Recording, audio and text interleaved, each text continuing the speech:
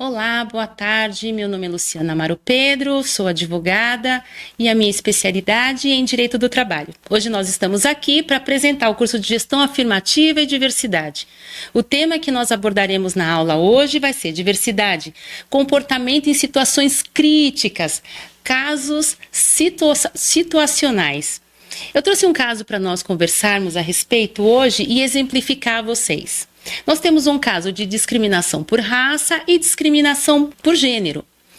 Digo a vocês que duas mulheres, Neuza dos Santos Nascimento e Gisele Ano Ferreira Gomes, duas mulheres negras, que ao se candidatarem à vaga de pesquisadoras na campanha de seguros Nipomed em São Paulo, precisaram recorrer à Corte Internacional de Direitos Humanos para buscar justiça por crime de racismo. Vejam só vocês, o caso aconteceu em 1998. Elas estavam passando por um processo seletivo e no processo seletivo descobriram que não haviam mais vagas conforme o contratante avisou as duas concorrentes à vaga no cargo de pesquisadora. O que aconteceu que no dia seguinte, uma das meninas chegou ao conhecimento delas de que a amiga branca havia, no mesmo dia, após o processo seletivo delas, concorrido também ao cargo e essa foi sim selecionada. Esse caso chegou ao conhecimento das meninas por razão da contratação dessa amiga branca e, consequentemente, elas, indignadas, ingressaram com a ação judicial. Infelizmente, no Brasil, a primeira instância houve condenação do agressor, mas por um período muito curto, e absolvição dele em segunda instância. Recorreram à Corte Internacional Interamericana e lá sim houve a condenação. A consequência foi que hoje o Brasil ele foi condenado a reparar o dano causado a essas duas pesquisadoras. Vejam só que após 20 anos houve esse reconhecimento que de fato houve um crime racial. E não só racial, mas um crime também de gênero, haja vista que eram duas mulheres negras que estavam concorrendo à vaga. E no que tange essa discriminação de gênero, não se trata apenas de um crime em virtude só da raça, como eu já havia dito, mas converge também para a discriminação por razão do gênero, por ser duas mulheres negras, né? Ocorrendo o crime nas duas modalidades. Aí, segundo a Comissão Interamericana de Direitos Humanos, o caso é tratado no contexto como discriminação e falta de acesso à justiça da população negra do Brasil, em particular das mulheres negras.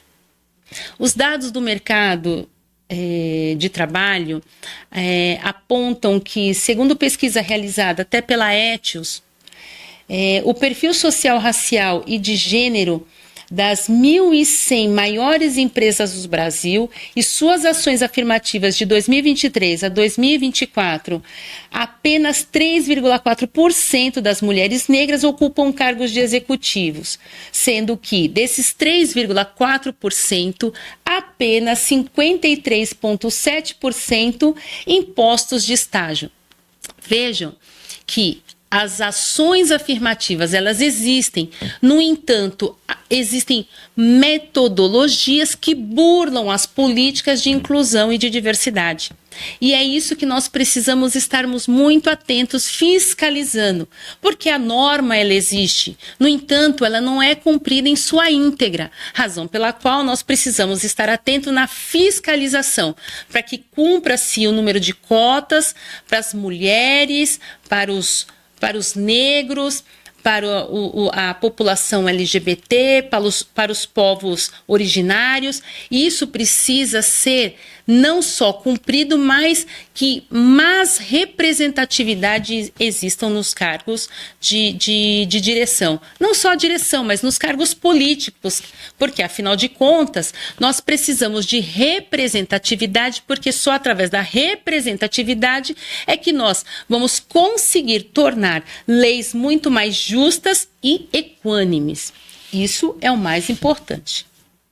Aí, qual é a solução para estes casos em que ocorre o racismo ou a segregação por gênero, seja mulher, seja homem, preto ou mulher preta?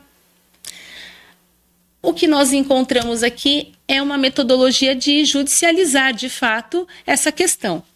Uma vez que é levado o caso ao tribunal, ao judiciário, né, busca-se não só a reparação pessoal, mas a reparação social também, visto que o resultado da decisão é um mecanismo que produz efeitos punitivos. Esses efeitos, eles são educacionais e traz referência jurisprudencial aos demais casos de racismos estruturais que ocorrerem. Eu chamo de social, não só de estrutural, porque esse racismo não ocorre somente em empresas privadas, mas acontece em vários órgãos públicos. Haja vista que no Congresso Nacional nós não temos muitos deputados federais e nem senadores, né? Ou mulheres senadoras, ou mulheres deputadas, melhor dizendo, que traga essa representatividade da mulher preta. Isso nós não vemos. E é isso que nós temos que buscar, essa representatividade. Por razão disso, por infringência da norma, nós temos que judicializar. Não é fato? A Coordenadoria de Estatística e Pesquisa do Tribunal Superior do Trabalho identificou o aumento no número de casos de judicialização em que mulheres e homens negros estão ingressando com algum tipo de ação por ocorrência de atos discriminatórios ou rescisão do contrato de trabalho por dispensa discriminatória, relativa também a garantia, algumas dispensas relativas a garantias constitucionais, né, de não discriminação. É um conjunto de assuntos que perfazem a quantia de 49,2 mil processos no ano de 2019, o último dado apurado.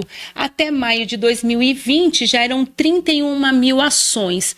Isso quer dizer que nós estamos observando mais os atos praticados de discriminação, por conta disso estamos judicializando mais, ou nós estamos percebendo o aumento de fato de crimes de racismo dentro do ambiente corporativo, dentro do ambiente de trabalho.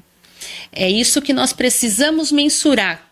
Nós precisamos apontar dados, coletar dados, termos informações para que de fato seja atacado o ponto que precisa ser melhorado para que a equidade, volto a dizer, e a igualdade volte a reinar não só no ambiente corporativo, mas também no ambiente social. É necessário que haja uma maior representatividade de fato. E o que nós percebemos que são muitos e muitos casos de racismo, mas não basta apenas judicializar sem que medidas preventivas não sejam tomadas, né? É necessário também que haja vista todos os casos que temos assistido na TV, ao aumento a gente não percebe a diminuição porque talvez medidas preventivas não sejam aplicadas, né? Ou aquilo que é politicamente correto é o que está prevalecendo em detrimento àquilo que de fato ocorre, não é o que nós precisamos observar. Outra questão também muito importante são soluções de prevenção. A elaboração de políticas e procedimentos, treinamentos de conscientização, gestão de riscos, monitoramento e auditoria, exatamente nesse ponto que nós estávamos comentando. Quando você judicializa, você faz o monitoramento dos dados compilados e, consequentemente, a auditoria dos dados para que a medida efetiva seja atacada para coibir aquele ato de racismo. Temos que ter canais de denúncia, comunicação e transparência, gestão das informações, que é muito importante, a defesa e a correção, né? A avaliação de desempenho é muito importante de tudo o que acontece nesse processo e a melhoria contínua. Percebam que isso é cíclico, né? Quando existe alguma apuração, alguma informação ou algum comportamento que precisa ser mudado, precisa rever todo o processo e o procedimento. É o que nós chamamos também de compliance dentro das empresas privadas. E é isso que é de suma importância para que a gente consiga, de alguma forma, trazer uma educação antirracista fundamentada para que automaticamente nós consigamos ocupar os cargos que efetivamente correspondem às cotas que a nós foram concedidas. É uma luta diária, né? Então, é algo que a gente diz que venha, que haja diversidade e não a discriminação, como é a campanha aqui da Zumbi dos Palmares, né? Coibir o tempo inteiro atos discriminatórios, preconceituosos. E cada indivíduo é um indivíduo. Cada indivíduo tem uma colaboração, tem a sua expertise para poder melhorar por uma sociedade mais justa, né? E aqui eu concluo dizendo a vocês que a discriminação não se tolera. Medidas preventivas através de ações afirmativas, com um firme posicionamento de fiscalização, são medidas educacionais para a promoção de diversidade e coibir a discriminação. Caso tais medidas não sejam ainda assim efetivas, necessário sim a judicialização para aplicar a sanção adequada ao crime praticado.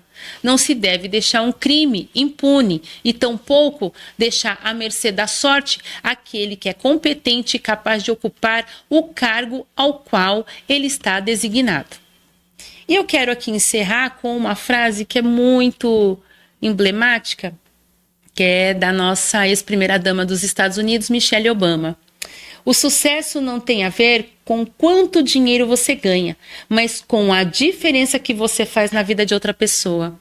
Ou seja, quando você reconhece o outro como seu par, você tende muito mais a galgar caminhos muito mais longos e muito mais prazerosos e, consequentemente, sozinho nós não fazemos nada, mas juntos nós conseguimos mover uma multidão.